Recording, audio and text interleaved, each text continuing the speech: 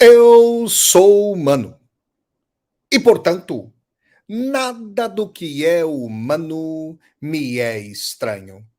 Assim falava o poeta e dramaturgo romano Terêncio, e assim falo eu, Flávio Ricardo Vassoler, escritor, professor, youtuber, nômade, fiel como os pássaros migratórios e psicanalista em formação. Muito boa noite, pessoal.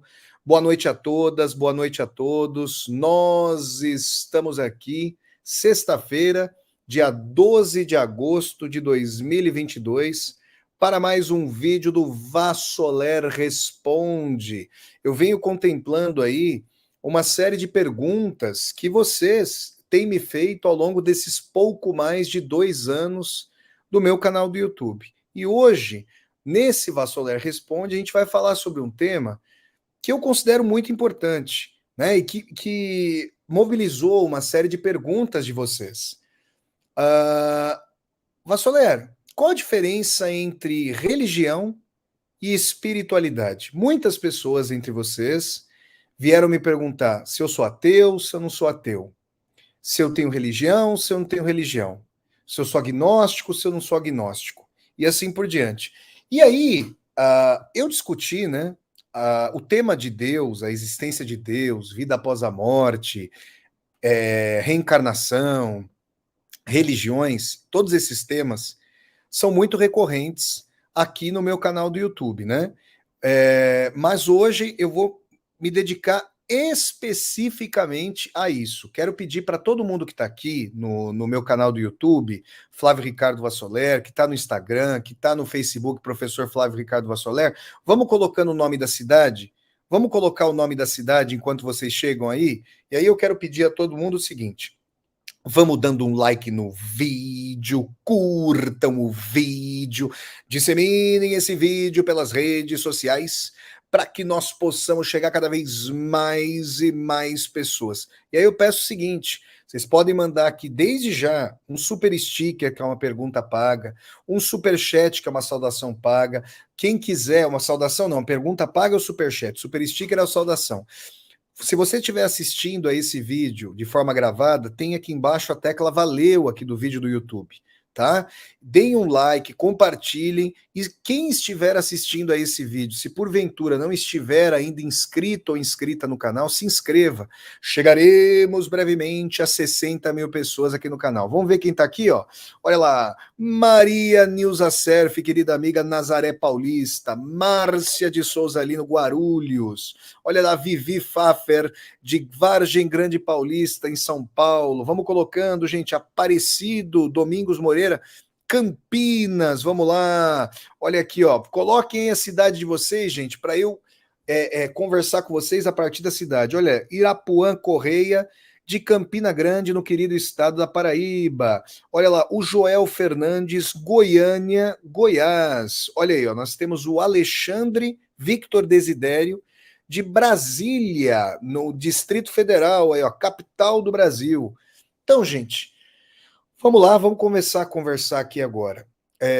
Qual a diferença entre religião e espiritualidade? Então, desde o princípio aqui do vídeo, já quero me posicionar dizendo que eu não tenho nenhuma religião e eu digo que eu tenho bastante espiritualidade. Muito obrigado aqui a nossa querida Thelma Guelpa, que está participando de todos os vídeos aqui do canal. Mandar um grande abraço para a Thelma, um abraço para a família da Thelma, um abração para o pai da Thelma, viu, Thelma? Um abraço de coração aí para todas e todos vocês. Muito obrigado pelo apoio, querida Thelma Guelpa de São Paulo. Nós temos aqui também a Rita Sampaio de Salvador, Maria Isa da Silva Leitão, Rio de Janeiro, nossa querida cidade maravilhosa, a nossa querida Jerusa por Deus, de João Pessoa, também do estado da Paraíba, maravilha, todas e todos vocês por aqui. Então, quero dizer a vocês que eu não tenho religião, e eu tenho bastante espiritualidade, e eu quero explicar para vocês o que eu concebo sobre religião, pelo que eu entendo religião e espiritualidade. Então, vamos lá. Por que lá atrás, né, na minha vida, eu fiz primeira comunhão? Meus pais eram católicos e em 1991, eu tinha 10 anos de idade, a minha mãe, minha amada e saudosa mãe Marineusa, virou para mim, virou para minha irmã, e ela disse, não, na verdade, para mim primeiro, né? Minha irmã foi fazer depois, mas virou para mim e falou assim: Flavinho, agora você vai fazer catecismo. Aí eu falei, mamãe, o que é isso? Não, agora você vai estudar aí, você vai fazer o catecismo, vai fazer a formação aí para estudar a Bíblia, vai fazer as aulas de catecismo e tudo mais. E aí ela não me disse muito mais. Me disse que eu tinha que fazer, eu tinha 10 anos de idade. O meu pai concordou com a minha mãe, meu pai também era católico, ambos, gente, iam um pouco à igreja, né? Tem essa categoria, vamos dizer assim, de católico ou católica não praticante, no Brasil isso existe muito, como a gente sabe, mas minha mãe quis que eu fizesse catecismo. E eu lembro das aulas, tinha a professora Regina nas aulas de catecismo, a gente estudava as histórias do Velho Testamento, que é formado por livros judaicos, estudou também as histórias do Novo Testamento, né, que é a parte cristã da Bíblia. Eu tinha um livro em casa chamado Meu Livro de Histórias Bíblicas, que narrava, por exemplo, a saída do povo judeu do cativeiro no Egito, a abertura das águas lá do Mar Vermelho, o maná do deserto. São histórias que estão aqui no meu imaginário. Mas a primeira coisa que eu tenho que dizer, né, dessa experiência, é que eu tive uma religiosidade, a religião católica, para mim, eu tenho respeito por todas as profissões de fé, mas ela foi uma religião herdada, né? Porque meu pai, e sobretudo a minha mãe, eram católicos. Então, pelo amor, né, pelo aprendizado, pela educação que eles me trouxeram, eu fui e me tornei católico. Só que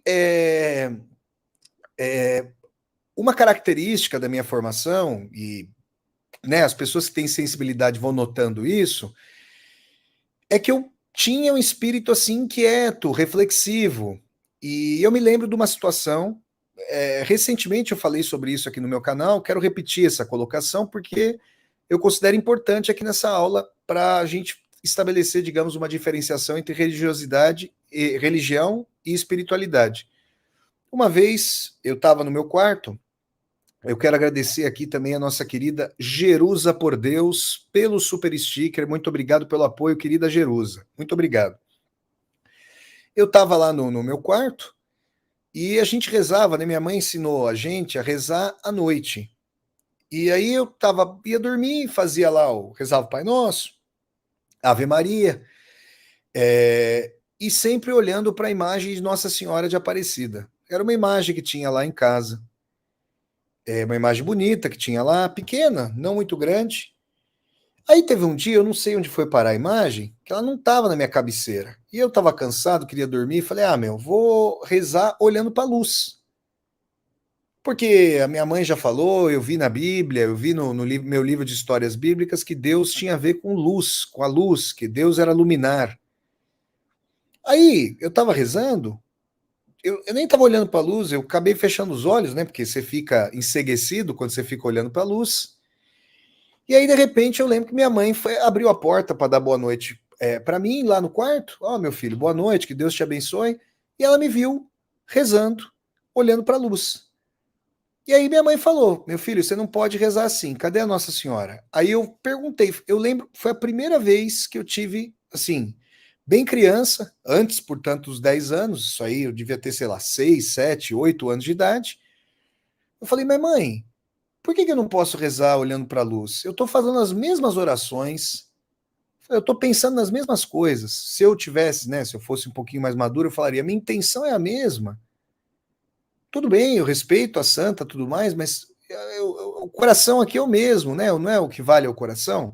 Obrigado ao Aloísio Tiskoski pelo super sticker. Muito obrigado, Aloísio. Agradeço muito, meu amigo, o apoio. Muito obrigado mesmo. E eu falei isso para minha mãe falou: "Não, mas tem que ter a santa, tal". E eu perguntei também: "Mãe, mas quando eu fico fazendo as orações, Deus está me ouvindo de qualquer maneira. Será que ele sabendo já o que a gente pensa, só a gente tendo uma intenção boa não tá bom?" E eu me lembro de que a minha mãe ficou um pouco embasbacada com as perguntas que eu tinha feito, porque minha mãe, a religiosidade da minha mãe vinha muito da minha avó, do meu avô. Minha mãe veio do interior do estado de São Paulo, um local muito católico, muito tradicional. Então, uma característica que eu atribuo hoje, claramente, à minha espiritualidade, mas claro, eu estou olhando para trás e falando assim, eu já era assim. Não, não é isso que eu estou querendo dizer. Esse é um caminho muito tortuoso, eu vou até contar para vocês isso aqui. Inclusive porque eu já fui ateu. E aí eu quero dizer para vocês, eu atribuo, uma das características que eu atribuo à espiritualidade é o caráter reflexivo, o caráter de buscar a pergunta, não aceitar determinadas molduras de respostas, seja do âmbito da religião, seja do âmbito de outra religião sem Deus, que é o ateísmo, né? Que eu considero o ateísmo uma religião sem Deus, vou falar sobre isso já já, e esse questionamento, essa busca inquieta por transcendência, por conhecer a natureza de Deus e tudo mais. Anos depois, a minha avó faleceu. Minha avó faleceu, minha avó Antônia, que Deus a tenha onde ela estiver. Minha avó faleceu no dia 27 de outubro de 1996. Portanto, no ano passado, se completaram 25 anos do falecimento da minha avó. E aí eu fui perguntar para minha mãe. Eu tinha 14 anos. E eu fui perguntar para minha mãe. Minha mãe viveu 50 anos com a minha avó. Né, uma vida inteira, né? E a minha avó cuidava de mim e da minha irmã, minha mãe trabalhava dentro e fora de casa, minha avó estava aposentada, então minha avó cuidava da gente. E aí eu queria saber, mãe, onde é que a avó tá? O que aconteceu? E minha mãe e meu pai tinham mais silêncio do que respostas, e isso me doeu muito, me machucou, não por ele só, mas porque a sensação de que todo aquele amor que eu tenho pela minha avó, que eu tinha e tenho pela minha avó, que se aquilo não fizesse sentido, era como se o universo tivesse trincado e partido irreconciliavelmente para mim. Era uma verdadeira tragédia ali para mim. Foi a primeira vez em que eu lidei com a morte. E naquele momento, o que eu tinha aprendido no catecismo, a leitura ali das histórias bíblicas, aquilo que me vinha como uma teologia, não foi suficiente. Eu senti isso em mim. E um espírito adolescente de rebeldia, ou pré-adolescente de rebeldia, uma vontade de transformação das normas e tal, tudo isso me levou, junto com a dor de não saber o que havia acontecido com a minha avó, para além da morte física, me levou a um caminho que hoje eu vejo que é mais anticlerical do que ateu no primeiro momento, mas depois, com aproximação em relação a tradições e teorias humanistas ateias, como o marxismo, por exemplo, depois lendo Freud, lendo Nietzsche, que me fizeram ali olhar como que com condescendência para a dimensão de religiosidade, que eu não fazia uma distinção entre religião, religiosidade e espiritualidade. Então eu falava, isso aí é uma coisa que não tem pé nem cabeça, isso é alienação, isso é uma ideologia de engodo para exercer dominação e tudo mais. E durante muitos anos da minha vida, foi assim que eu vi essas questões. Eu já não ia à igreja, não tinha mais relação com a Bíblia, né? Não tinha qualquer tipo de aproximação com tradições espirituais. E a vida, né? O que é a vida para adolescente que joga bola, joga videogame, vai para balada? A vida é a vida telúrica, a vida em si mesma. O jovem ele sente o corpo para quê? Para se empolgar, fazer esporte, eventualmente quando começa, né, a vida amorosa, afetiva, sexual e tal. O corpo nunca é dor, a vida nunca é a morte, nunca é o fim. O Freud diria, né? A vida propende para a morte. Mas não parecia assim. Agora, quando houve novas mortes, meu pai, Tadeu, fez 20 anos que ele faleceu, minha mãe, meu pai João Lavo, minha mãe Marineuza, meu pai João Lavo, e quando, né, essa faceta de injustiça, de dureza, de enregelamento da vida foi se apresentando, eu me lembrei da caveira do Hamlet. Eu me lembrei dessa dimensão do ser ou não ser. Na peça não é nem esse o ponto da cena quando a caveira aparece, mas historicamente isso ficou muito associado com aquela dimensão de o Hamlet perguntando profundamente sobre o sentido da vida. Então, quando eu percebi que as teologias católicas, as teologias, para mim, hein, gente, eu respeito muito as profissões de fé, de quem é católico, de quem é protestante. Pelo amor de Deus, tenho o maior respeito. Estou falando da minha trajetória. Quando eu percebi que algumas perguntas não me eram respondidas naquele âmbito, por exemplo, como é que uma pessoa pode, como Mozart, por exemplo, com 4 anos de idade, compor? Será que não existe algum tipo de existência prévia? Porque como é que uma pessoa pode trazer um aporte, um conhecimento artístico sendo uma criança tenra? Como é que algumas pessoas se conhecem como se já tivessem se conhecido, como se já tivessem se cruzado nessa vida? É porque tem pessoas realmente. Às vezes a gente fala de forma fugaz, nossa, parece que eu já te conheço. Né? Duas pessoas que conhecem passam a se apaixonar e tal. Como é que pode ser assim? E outra coisa, para onde a gente vai? O que acontece? Se existe de fato um espírito, o que acontece no além-mundo? Essa é a nossa única vida? Existem mais vidas? Qual o sentido da vida? Se existe uma inteligência maior, se existe Deus, se existem deuses, se existe deusa, se existem deusas, e assim por diante, se existe uma inteligência cósmica, por que a gente está aqui? A Terra é o único local onde há vida? Se há outros locais com vida, qual o sentido das vidas? Essas perguntas começaram a pulular em mim, e muitas vezes, na tradição judaico-católico-protestante, o que se dizia para mim é que a nossa razão humana não é capaz de compreender a razão divina. E que por isso a gente se aplaca, a gente aceita as respostas ou o horizonte das respostas ali dados e vamos seguindo com a nossa fé. Eu, em parte, aceitava isso, mas em outra parte falava, não, eu quero saber mais, eu quero, poxa vida, tem lá a dimensão de que Deus criou o ser humano à sua imagem e semelhança, eu quero tentar chegar por meio de um conhecimento da natureza, da espiritualidade, por meio de investigações sobre essa questão.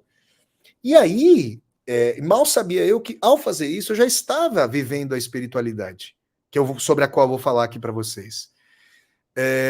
Eu fui estudar a vida do Siddhartha Gautama, do Buda, eu fui ler o Alcorão, o livro sagrado dos muçulmanos e muçulmanas, fui conhecer o profeta Maomé, aí eu fui saber sobre o budismo, aí um primo meu, o Daniel, que hoje mora lá nos Estados Unidos, já mora mais tempo nos Estados Unidos do que no Brasil, do que morou no Brasil, mora lá em Fort Lauderdale, um grande abraço para o meu querido primo Daniel, de quem eu gosto muito, tem aqui no coração.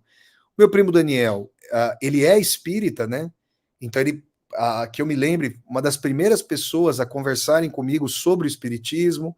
Então, assim, eu percebi um caráter aberto, ecumênico, que contrastava com algo que eu via muito fortemente nas religiões e que das religiões tinha uma característica clânica, grupal, para as mais diversas ocasiões da vida. Por exemplo, eu gosto muito de futebol, né? O pessoal, aqui, ó, tô até com a camisa do, aqui, a camisa do Corinthians está aqui, ó, tô vestindo a camisa do Corinthians aqui hoje. E quando você vai torcer pro Coringão lá no estádio, o Corinthians é a tua verdade e você quer refutar o outro time, né? Obviamente a civilidade, a democracia pedem que você fique nos limites da civilidade para fazer isso. Mas a verdade é que, mesmo que o time eventualmente seja criticável, às vezes a pessoa ali se aferra àquela dimensão, não vamos ganhar e tal. Então, é uma coisa endogâmica, voltada para dentro da estrutura ali, da liturgia. E aí eu fui percebendo que, assim, eu tinha sido católico, depois, por um tempo, eu frequentei uma igreja protestante. Aí, depois, eu passei a ir para um centro espírita. Aí fui para um terreiro de umbanda, candomblé, tomei ayahuasca. Havia pessoas muito arejadas que frequentavam vários locais, porém havia outras pessoas, e eu quero respeitar aqui o credo e a fé de todas as pessoas, mas quero dizer isso, havia pessoas que diziam, a verdade está comigo, está com aquilo em que eu acredito, a liturgia em que eu acredito. E todas diziam isso nos seus respectivos loci, nos seus locais, a partir dos quais a fé era proferida. E aí, com conhecimento de história, eu falei, meu, isso é um motivo para a guerra. Porque quando determinadas religiões assumiram o poder e tinham um controle sobre aparato judicante, policialesco, militar, começaram a prender, torturar, exilar, matar pessoas que não proferiam determinado credo. Então eu falei, isso é uma estrutura narcisista. Quer dizer, lá atrás, vamos pegar o Freud falando sobre a religião, né? Lá atrás, eu já fiz até aqui um Vassoler Responde, falando sobre o que Dostoiévski e Freud falariam a respeito de Deus. Quero retomar um fiozinho aqui do Freud, né? Olha só, o Freud vai dizer o seguinte: a criança tem uma primeira ferida narcísica ao perceber que o não é parte inequívoca da sua vida, que nem tudo vai ser satisfeito. Aliás, a maioria dos desejos dessa criança não vai ser satisfeito. A maioria não vai ser satisfeita e não tem como ser, porque essa criança não vive na bolha do seu mundo, ela vive em sociedade. E colocar limite é tão importante quanto dizer sim. Aliás, mais importante muitas vezes, porque diz o Freud que viver em sociedade e civilização é introjetar a castração, a frustração, que faz parte da vida para viver em sociedade. Então, parece que essa verdade unívoca, ela quer projetar um sentido de mundo que passe por cima dos demais, que tenha a missão de catequizar, de reeducar, de convencer, de converter. E uma pessoa que está sendo emparedada, que está vendo a sua fé ser emparedada por uma outra fé, não vai ficar satisfeita. E aí, uma coisa que me ajudou muito a desenvolver espiritualidade como alteridade foram as viagens. Eu vou contar aqui uma em especial para vocês. Eu fui para Istambul, capital da Turquia, em dezembro de 2017. Fui lá com a minha irmã, Larissa, e até voltei para lá em janeiro de 2018, no finzinho dessa mesma viagem. Eu fui para o Oriente Médio e fui para os Balcãs. E quando a gente vai ali para uma das praças centrais de Istambul, a gente encontra a Mesquita Azul, que é uma mesquita, um edifício, uma edificação religiosa das mais lindas que eu já vi na minha vida, e o que naquele momento era o museu da antiga igreja de Santa Sofia, de Hagia Sofia. Hoje é uma mesquita. E inclusive eu tive em Roma recentemente e um rapaz da Turquia falou para mim que a imagem de Cristo com a qual eu deparei dentro do Museu Santa Sofia, ela está coberta porque hoje é uma mesquita. Olha aqui.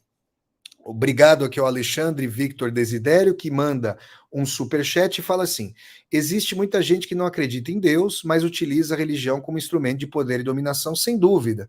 E em vários locais do mundo, né? Em vários locais do mundo a gente pode ver isso, com certeza. Muito obrigado aqui ao Alexandre pelo apoio. Então eu entrei no então Museu de Santa Sofia. Gente, era o local onde o imperador ali, da igreja, vamos dizer assim, o líder espiritual da Igreja Católica do Oriente e o imperador do Império Bizantino eram coroados ali. E tem uma imagem de Jesus Cristo, uma imagem orientalizada de Jesus Cristo, Jesus com um rosto macérrimo, com olhos impactantes, com as feições ali de um palestino, de alguém natural do Oriente Médio. É uma imagem muito forte de Cristo, muito bonita de Jesus Cristo, que me impacta muito, né?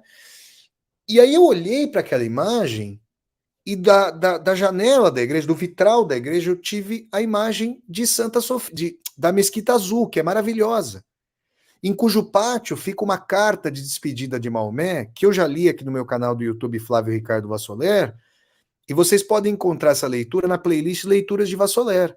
É uma carta que prenuncia os direitos humanos, é uma coisa simplesmente fundamental. Agora vejam só, eu olhei para a Mesquita Azul, eu olhei depois para o Cristo, eu falei, meu, o Cristo me emociona pela sua beleza, por essa imagem figurativa, mas aqui eu vejo minha mãe, aqui eu vejo meu pai, aqui eu vejo a minha avó, aqui eu vejo a minha infância. Como é que eu posso dizer para alguém que não professa a minha fé, como por exemplo muitas pessoas lá de Istambul, que são muçulmanas e muçulmanos, dizer que essa é a verdade? Obviamente que é uma verdade que eu posso ter, mas que não pode jamais deixar de lado as experiências afetivas, cognitivas, intelectuais, de esperança, que as pessoas que frequentaram, por exemplo, a Mesquita Azul, tiveram e terão.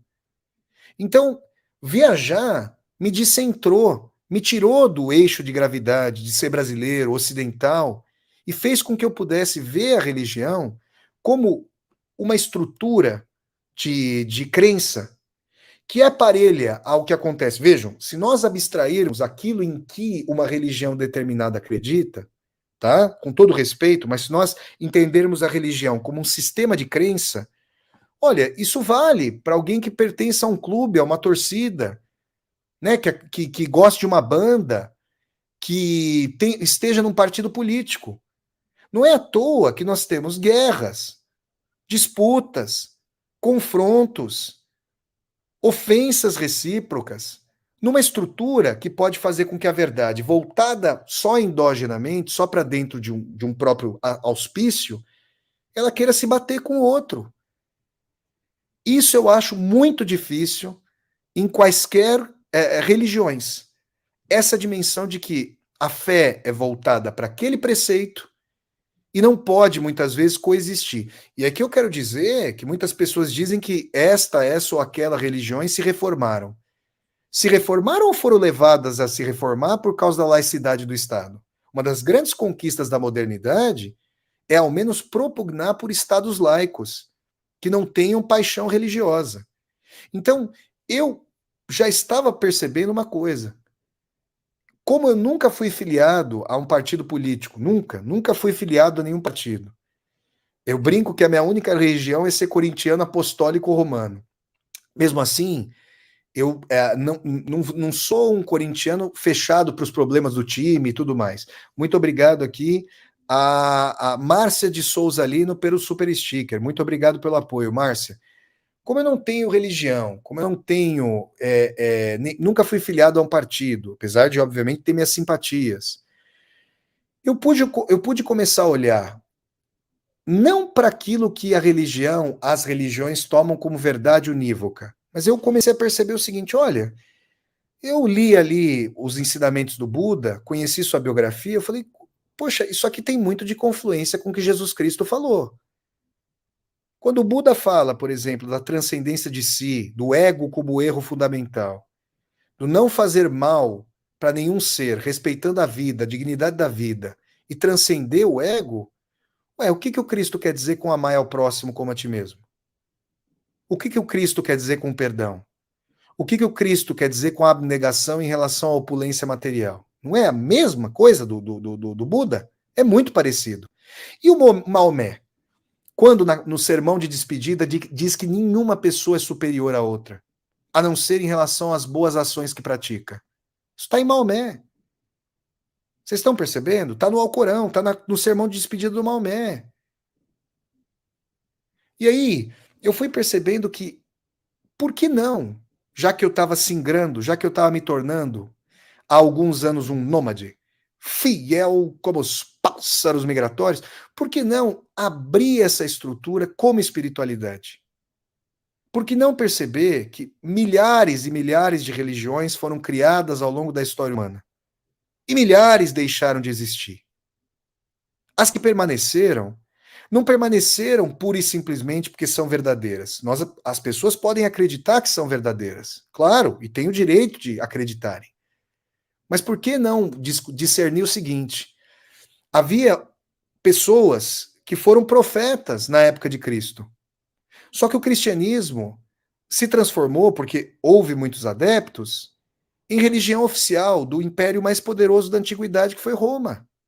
Se o Constantino não tivesse se convertido ao cristianismo, será que nós teríamos o Brasil como um país de formação historicamente católica?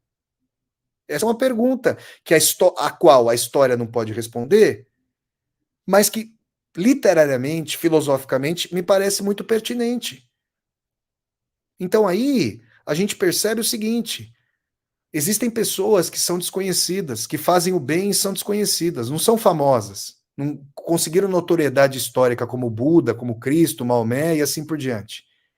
Mas são pessoas que, pelo exemplo, pela caridade, pela compaixão, pela abnegação, ajudam, inclusive, certas pessoas que estão corroídas pelo ceticismo. Com um exemplo, a pessoa fala, ó, tá vendo? É possível estender a mão não para altercar, para discutir, e sim para a mão aberta para amizade. Esse é o movimento de espiritualidade.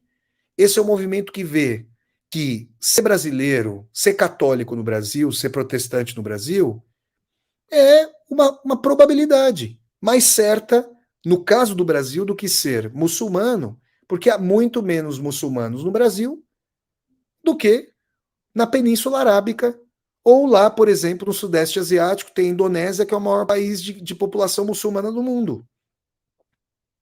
Quem nasce no Japão tem mais probabilidade de ser budista. Então, se a gente hoje, quando a história, o capitalismo, mesmo que de maneira a não realizar a dimensão da integração mundial pela positividade, ou seja, pela solidariedade dos povos, mas sim pelo capital, pela espoliação. Quando hoje o próximo do Sermão da Montanha de Cristo são vocês em relação a mim e sou eu em relação a vocês, já que eu estou de um lado do Atlântico, a maioria de vocês está no Brasil, eu estou aqui em Portugal, mas nós estamos próximos nesse momento aqui, fazendo essa live, e existem muitas e muitas e muitas pessoas que assistem a live depois gravada, pelo horário, porque estão fazendo outra coisa. Então hoje, eu me ponho a perguntar, por que eu preciso necessariamente achar que a minha formação é a única verdadeira? Pelo contrário, eu tenho certeza de que ela não é a única verdadeira. De que os elementos verdadeiros que existem nela são parelhos a outras formações e que se houver, eu acredito que haja, e que se houver, porque eu sou espiritualizado, se houver uma inteligência cósmica universal, ela certamente não dotou um povo de verdade inequívoca se esquecendo do outro. Que, na verdade, essa partilha, essa verdade, essas verdades, são partilhadas pelos diferentes povos. Os mais diferentes povos, nos seus momentos de paz, coíbem radicalmente o matarás. É o não matarás que está aí.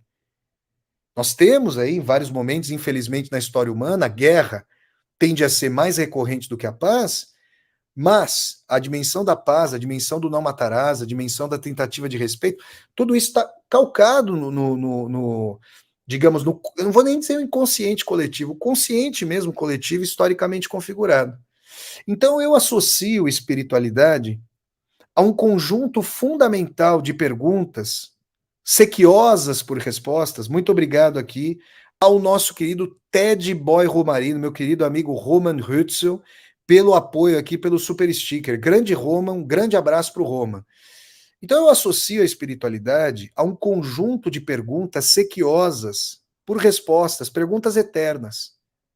De onde a gente veio? Será que essa é a primeira vida nossa? Por exemplo, o David Hume, que, salvo engano, era ateu ou, não, ou era, no mínimo, agnóstico, ele achava que a hipótese da reencarnação poderia ser plausível para explicar por que algumas tendências em determinadas pessoas despertam com tão pouca possibilidade de essa pessoa ter contraste com a vida, com o mundo. Isso não significa que Deus existe, porque pode haver uma matéria que a gente chama de espírito, mas seriam as ideias, que ficaria armazenada numa nuvem que se comunicaria com determinadas características das pessoas. Isso é tudo hipótese, não está nada comprovado, mas a gente começa a levantar essas lebres aqui. Então, será que essa é a primeira vida? Será que quando a gente morre, acabou tudo? Vocês vão ver daqui a 2 semanas, eu vou fazer uma resenha aqui no meu canal do YouTube sobre o livro Vida Após a Morte do professor da faculdade, do professor de medicina, psiquiatra, Alexander Moreira, da faculdade da Universidade Federal de Juiz de Fora, e ele estuda cientificamente as evidências de vida após a morte.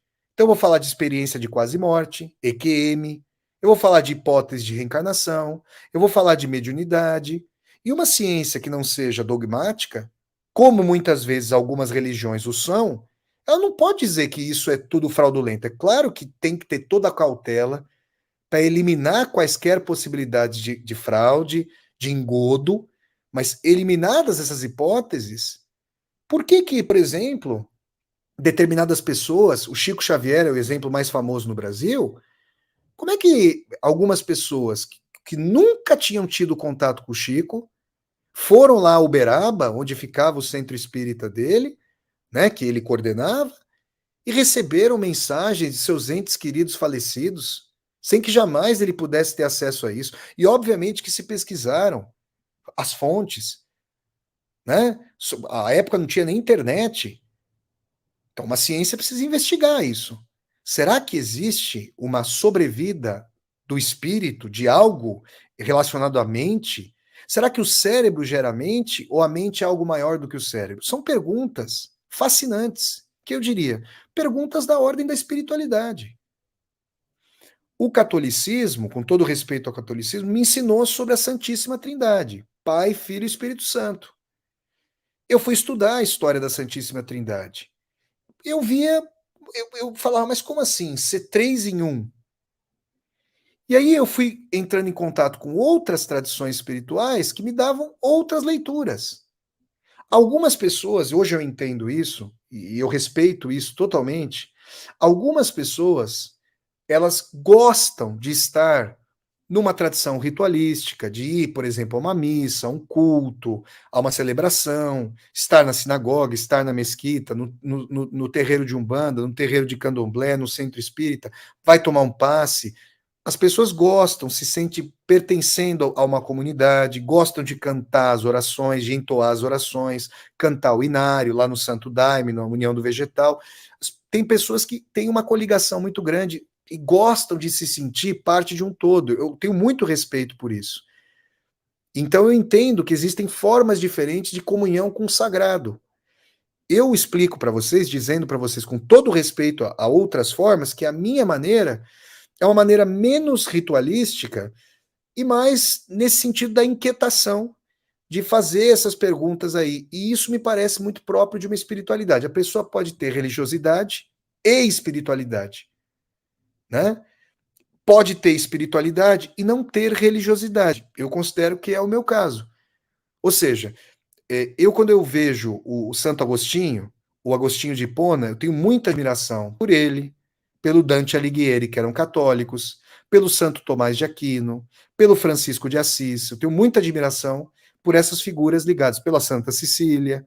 Tenho muita admiração por essas figuras ligadas à cristandade e depois à cristandade católica. Agora, fui beber em outras fontes. Quando eu li O Grande Sertão Veredas, do gigantesco João Guimarães Rosa, eu cheguei à dimensão de que, nesse caso, espiritualmente, eu parecia com o Riobaldo, ou seja, bebia água de vários rios. Tinha água do rio católico, rio protestante, judaico, islâmico e o rio espírita. Então fui percebendo isso. E eu vou dizer para vocês, e as pessoas que frequentam locais religiosos sabem disso, que o Brasil é um país sincrético, é um país polifônico, as pessoas transitam por várias tradições. É que a tradição da verdade unívoca e do poder unívoco e da punição em relação àqueles que não ritualizam, que não frequentam com assiduidade, porque muitas vezes, gente, é aquela coisa, né? A pessoa vai lá, participou de um rito, seja ele qual for, aí se sente depurada.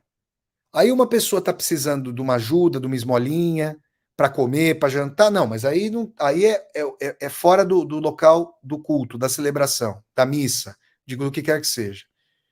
Me parece que, no sentido mais profundo em termos éticos, espiritualidade é o sentido de irmanação, de perceber aí que as religiões, elas dotaram as várias constituições laicas das figurações dos interditos, dos limites. Por exemplo, não matarás. É clássico, obviamente, que o não matarás vem das pedras da lei de Moisés, né? Aqui no Ocidente, como nós sabemos. Ah, Vassoler, mas você falou também do ateísmo. Eu considero o ateísmo uma religião. Mas como assim, Vassoler? Primeiro, se nós não sabemos, se essas questões espirituais que eu levantei aqui não estão respondidas pela ciência, nem que sim, nem que não, nem para comprovar, nem para não corroborar, como é que uma pessoa pode ter certeza de que não existe Deus, de que não existe vida após a morte, de que não existem espíritos? O estado de uma questão até determinado momento sem comprovação, não significa que não haja essas questões. E o fato de essas questões não estarem plenamente explicadas não me autoriza a dizer que não existe algo. Na verdade, e eu já disse isso muitas vezes aqui no meu canal do YouTube, racionalmente, como se nós fôssemos apenas racionais, a postura mais coerente me parece a postura do agnosticismo. Só que acontece o seguinte: talvez, como diz o professor Alexander Moreira, a razão expandida para além de um certo consenso, de um certo ramo da ciência que aposta no fisicalismo, na estrutura da matéria, tal como já se a conhece, como a única coisa existente, isso é muito problemático para vários outros ramos da ciência ramos que não apostam no fisicalismo, que haja uma razão expandida com a qual se vai entrando em contato, capaz de explicar essas questões que por hora não são explicadas. Então, eu quero chamar a atenção aqui de você que está assistindo a esse vídeo, seja de forma ao vivo, seja de forma gravada, para te perguntar o seguinte: será que você é ateu ou ateia? Ou será que você é anticlerical? Ou seja, vamos lá. Será que a sua questão é um problema com as instituições religiosas que muitas vezes se distanciam das prédicas de seus profetas, da benignidade de seus profetas?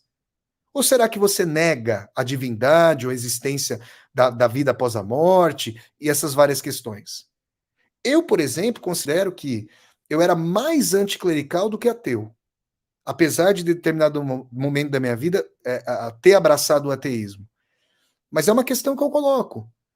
E, na verdade, nos momentos ali de fraqueza, de dúvida, de insegurança, quando nós pedimos ajuda, né, quando não nos vemos tão altivos e altivas e buscamos ajuda, isso mostra também uma espiritualidade recalcada, né, que às vezes por conviver em certas comunidades, em certos grupos de amigos, no trabalho, e as pessoas eventualmente rechaçam a espiritualidade, como em outros grupos, né? Alguém não pode dizer que é ateu porque pode ser rechaçado que tem um consenso religioso ali. Vocês percebem como as coisas, você troca o sinal com ou sem Deus e parece que muitas vezes intolerância se sobrepõe? Então é isso que eu gostaria de trazer aqui para vocês, para que nós pensemos conjuntamente e para que nós investiguemos essas questões, porque assim, o ateísmo me parece religioso, como eu disse aqui para vocês. O agnosticismo, ele me parece interessante, porque se você ainda não tem evidências, pode ser que sim, pode ser que não, você duvida. Agora, a dúvida, ela pode ser dogmática. Porque a dúvida, ela também precisa se voltar contra si mesma. Se você tem certezas e o universo não está todo mapeado, não se conhece o universo como um todo, não se sabe se há ou não vida após a morte de forma conclusiva, não se sabe se há uma inteligência ou inteligências cósmicas, né? Muito obrigado aqui a André Guerreiro. Muito obrigado, André, pelo super sticker. Então, eu gostaria de mostrar como, estruturalmente, ateus e ateias podem ser religiosos e religiosas. E como os religiosos e religiosas podem ser. Veja, dogmatismo, fanatismo, pode ser com ou sem Deus. Na época do stalinismo na União Soviética, desse horror autoritário na União Soviética, desse Estado policial na União Soviética, do stalinismo, estou circunscrevendo em relação ao stalinismo, pessoas que professavam qualquer religião eram perseguidas, torturadas e mortas. Curiosamente, quando a Alemanha nazista invadiu a União Soviética em junho de 1941, o Stalin, para ganhar os corações da sua população, já que o regime soviético tinha muito pouco tempo de existência, e o tsarismo vinculado, aliás, o Stalin, aquilo em que se tornou foi um tsar, né? Não tenhamos a menor dúvida com relação a isso. Mas ele mandou reabrir as igrejas que haviam sido transformadas em armazéns, né? E fez uma coligação com a igreja para imantar de sacralidade o conflito. Ele apelou para uma profunda espiritualidade popular para que a guerra, que era justa, obviamente, contra o invasor, os criminosos nazistas, obviamente, uma guerra justa, defesa da soberania do país, né, fosse mantada de sacralidade. Não houve povos na história da humanidade, não houve povos que não professassem algum tipo de teodiceia, cosmologia, ligação com o sagrado, com a transcendência. Claro que são muito diferentes e diversas as apreensões. Mas por que não pensarmos assim? Aí vocês poderiam me perguntar, Soler, então você quer dizer que as instituições religiosas, muitas vezes, sobretudo quando tem poder político, são pouco espirituais e muito religiosas no sentido dessa verdade inequívoca e de exercício de poder? Sem a menor dúvida. A história nos dá muitos exemplos nesse sentido. Sem a menor dúvida. E eu quero dizer uma coisa.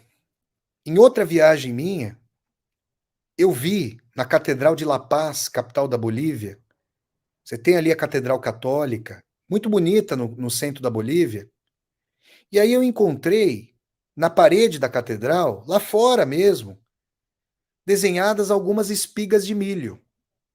Para vocês terem uma ideia da pletora do milho ali na região andina, no Peru e na Bolívia, tem pelo menos, pode ser que haja mais termos, mas tem pelo menos dois termos para as pessoas se referirem ao milho: choclo e maíz. Dois termos. E existe uma variedade tão profusa que eles até falam, aquele milho do Brasil não é nada. Gente, quem já comeu ceviche, né, que é um prato peruano maravilhoso, tem no Chile também, sabe que tem uns grãos de milho, nossa, são enormes. E aí, o milho é sagrado para ritos das populações tradicionais aimara bolivianas e também para os quechua do Peru. E eu vi espigas de milho que não têm relação com o rito tradicional católico desenhadas nas paredes da catedral. E eu falei: olha só, quem é que construiu essa catedral? Quem é que levantou essa catedral? Foram os moradores e moradoras originais. E eles querem que a sua verdade também seja expressa pela verdade do povo que está chegando aqui como colonizador, como conquistador. Isso me pareceu sensacional. Que nessa tragédia, nesse horror, nesse processo hediondo das colonizações, os povos que perderam militarmente, mas que têm todo o direito e dignidade de existir e ter as suas verdades, quisessem também se exprimir. Então, eu acho muito importante trazer essas questões aqui, porque a gente consegue arejar o debate, perceber que espiritualidade é indagação, é incerteza, mas de uma dúvida que pode duvidar de si mesma, é procura, é um tatear, é municiar a curiosidade, a imaginação filosófica, existencial, de mais perguntas do que respostas, e ir perfazendo um caminho. Ao passo que as religiões, tradicionalmente, acoplam os sujeitos, os indivíduos, fazem com que determinados papéis sejam dados, fazem com que haja mais respostas do que perguntas. E nesse sentido, a gente se pergunta: olha, se eu tivesse nascido, tendo viajado, eu vejo isso claramente. Se eu tivesse nascido na Rússia, muito provavelmente seria cristão ortodoxo. Ou, durante o período da União Soviética, eu poderia até ser ateu. Eu ou teria religião ateia, ou eu teria religião cristã ortodoxa. Vocês percebem, não? Agora, se eu tivesse nascido ali no Cáucaso, eu poderia ser muçulmano. Cáucaso russo, inclusive. Eu poderia ser muçulmano. Olha lá na Chechnya e no Daguestão. Então isso me faz, como nômade, relativizar a verdade como verdades. E ao invés de olhar para aquilo que cinge, olhar para aquilo que, a despeito das diferenças de credo, de religiões, aquilo ou as coisas que são comuns. Então, quando um texto se quer benevolente e diz que o profeta verdadeiro é Cristo e não Maomé, bilhões de seres humanos vão ficar tristes e frustrados ao ouvir isso. Por que Maomé não é profeta? É profeta sim. Falou verdade, sim. E Jesus Cristo também. E o Buda também. E Moisés também. E os textos candomblecistas, umbandistas também. Então as pessoas não precisam se sentir constrangidas, tolhidas na sua perspectiva. Agora, vamos lá.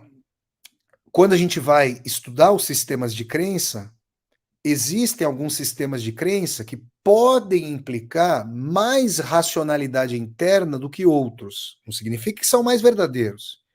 Significa, por exemplo, que para algumas perguntas que encontram um mistério, por exemplo, na tradição judaico-católico-protestante, as tradições reencarnacionistas trazem algumas iluminações. Muito obrigado aqui, a Rita Sampaio, querida Rita, pelo super sticker. Muito obrigado aqui, a querida Rita. Então, por exemplo,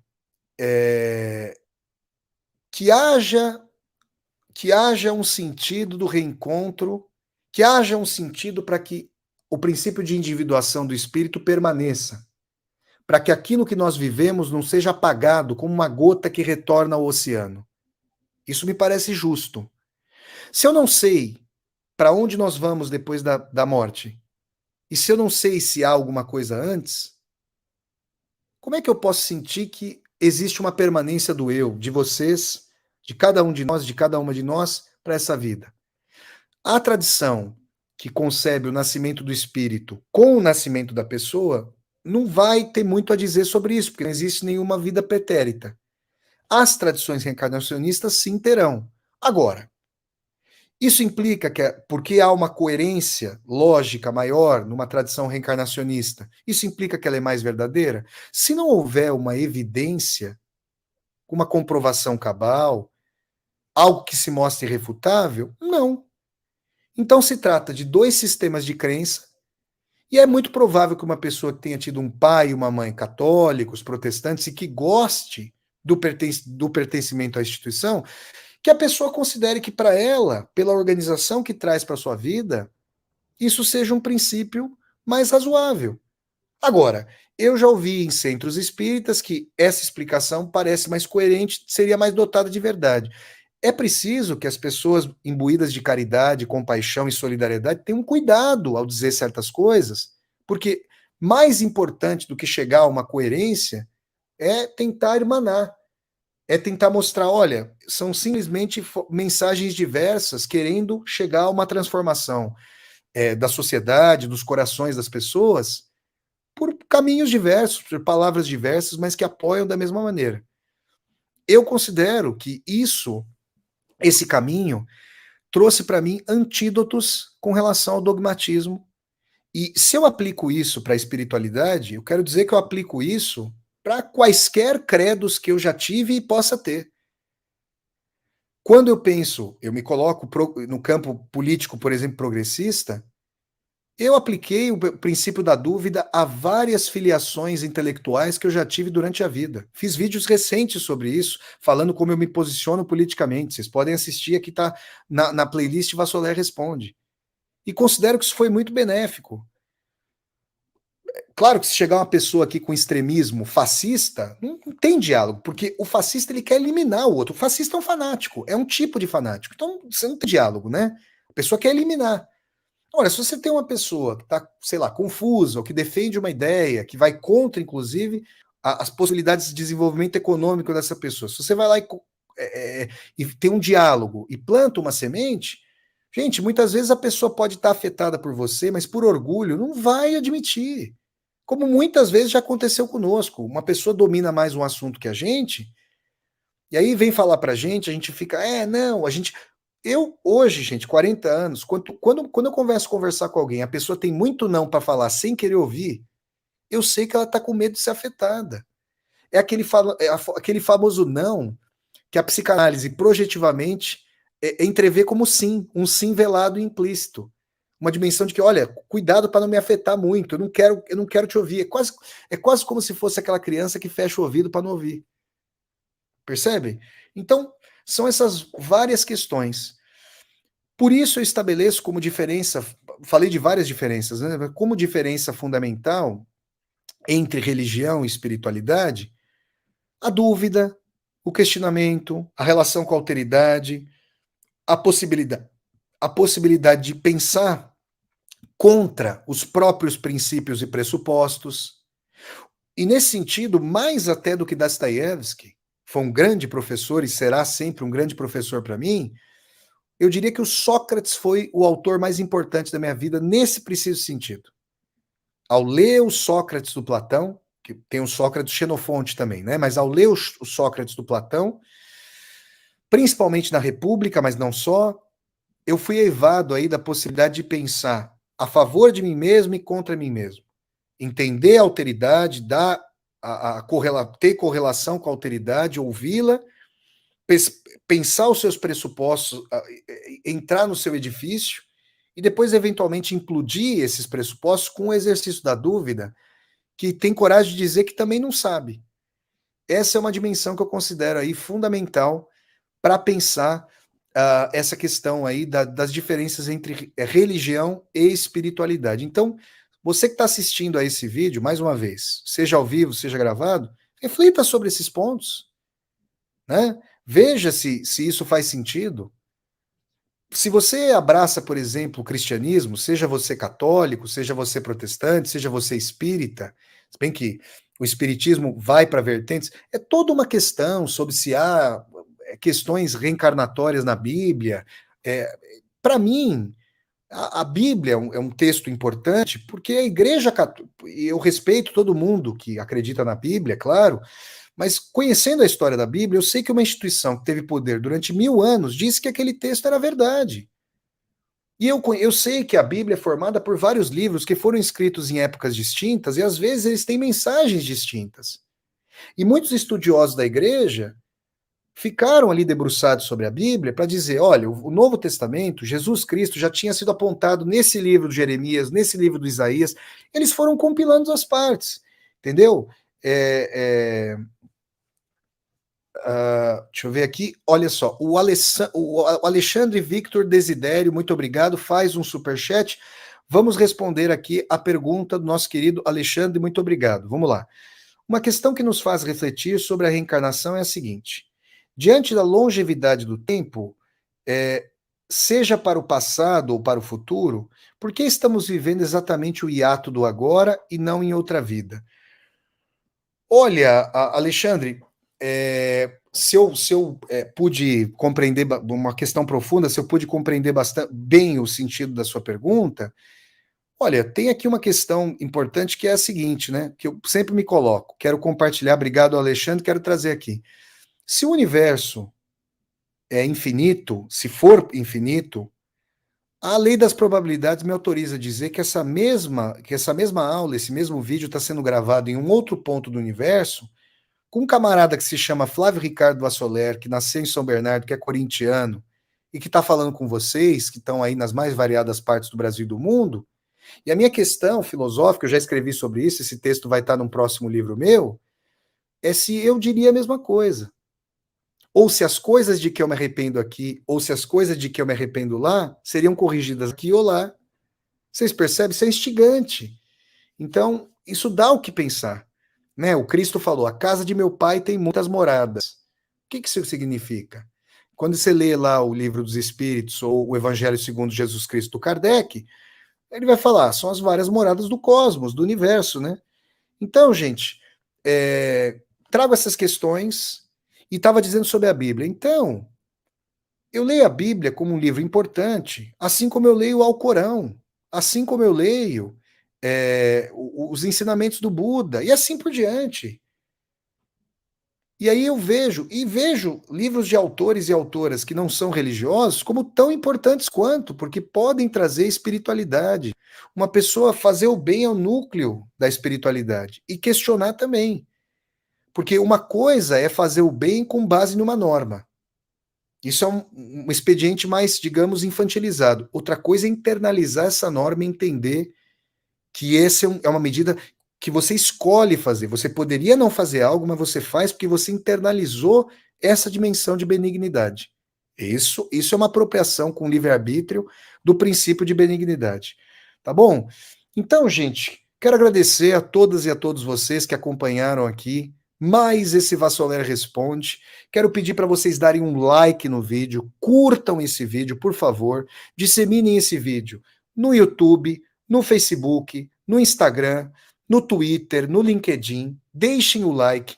Se você estiver assistindo a essa aula gravada, esse Vassoler Responde gravado, tem um botão aqui embaixo chamado Valeu. Você pode fazer uma contribuição financeira. E digo mais, se você está assistindo a esse vídeo e não está inscrita ou inscrito no canal, se inscreva aqui no canal e toque a sinetinha para receber as notificações. Vamos dar uma moral aqui para todo mundo que está aqui assistindo. Coloquem, por favor, a cidade de onde vocês falam. Coloquem aqui a cidade de vocês no Instagram, no Facebook, no YouTube. Coloquem a cidade, gente. Coloquem a cidade de vocês, a região, a cidade. Que às vezes o pessoal coloca a cidade e aí eu não sei, porque, gente, tem muitos municípios, tem milhares de municípios no Brasil. Olha lá, nós temos aqui o Lenon Brazetti de Curitiba. Aí nós temos também o César Augusto de Betim, nas Minas Gerais. A Ana Tereza Salles está falando de Salvador. A Rita também de Salvador, na Bahia. Nossa querida Thelma Guelpa, de São Paulo. Um grande abraço para Thelma. A Nívia não colocou a cidade aqui, eu peço sempre para colocar, mas fala lá, se eu não me engano, de Porto Alegre. A Isaura Moura, de Teresópolis. Olha aí, gente. O nosso querido Alexandre Desidério é de Pereiro, no Ceará, mas mora em Brasília. A Elisete Fidelis está falando de Paulínia. O Francisco, João Pessoa, na Paraíba. O nosso querido Ted Boy Romarino, Roman Hudson, está falando da cidade de Santos, onde meu pai nasceu. Um grande abraço para o nosso querido Roman. A Joelma está falando de Arapiraca, nas Alagoas. Olha que legal. A Cristiane Vieira, do Rio de Janeiro. Gente, eu adoro isso aqui. A Edilene de Gama, no Distrito Federal. A Lúcia, de São Paulo. Olha aqui, ó, a Ilza Faterra, de Corumbá. O Antônio está em Seropédica. Eu já tive aí em Seropédica, Antônio, para ministrar um curso a convite do querido Roberto Bosetti, professor da Faculdade de Letras da Universidade Federal Rural do Rio de Janeiro. Lá isso foi quando, hein? Nossa, isso foi em 2015, viu, Antônio? Aí deixa eu ver quem mais aqui, ó. O Léo Munhoz está falando de Londrina, no Paraná. Adeilson, de Belém do Pará. Olha aí, ó. O Jairo, de Senador Câmara, Zona Oeste do Rio de Janeiro. Tem aqui a Lídia Parreira, de Brasília, no Distrito Federal. E a Larissa, de Praia Grande. Olha aí, gente. E também a nossa querida aqui, Maria Nilza Serf, de Nazaré Paulista. Então, gente, é isso. Eu sempre gosto de falar das cidades de vocês aqui. Continuem acompanhando o canal. Mais um Vassoler Responde. Eu estou compilando várias perguntas de vocês e estou transformando em vídeos de 1 hora, né? São vídeos mais curtos, né? 1 hora, quer dizer, curtos para o canal, né? Porque antes os vídeos eram mais longos. Os vídeos mais longos ficam com os meus cursos literários. Aliás, a partir de segunda-feira eu começo a divulgar um curso sobre uma obra espetacular. Aguardem que vocês vão ver de que obra e de que curso se trata. Tá bom, gente? Então é isso. Um grande abraço a todas e a todos vocês. Reflitamos conjuntamente, continuemos nessa seara antidogmática, reflexiva, dubitativa e aqui eivado de espiritualidade. Então, Flávio Ricardo Vassoler, você é ateu? Não, não sou ateu. Tem religião? Não tenho religião. Tem espiritualidade? Bastante. E falei bastante sobre isso por aqui. Tá bom, gente? Grande abraço a vocês. Bom final de semana a todas e a todos. Tchau, pessoal. Valeu, gente.